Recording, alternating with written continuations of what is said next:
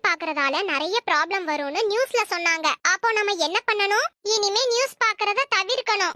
மதிய உணவை கொண்டு வந்தது யாரு? நாங்க எல்லாரும் கொண்டு வந்திருக்கோம் மிஸ். நான் ஒண்ணும் அத கேக்கல. நீங்க கேட்டாலும் நாங்க கொடுக்கறத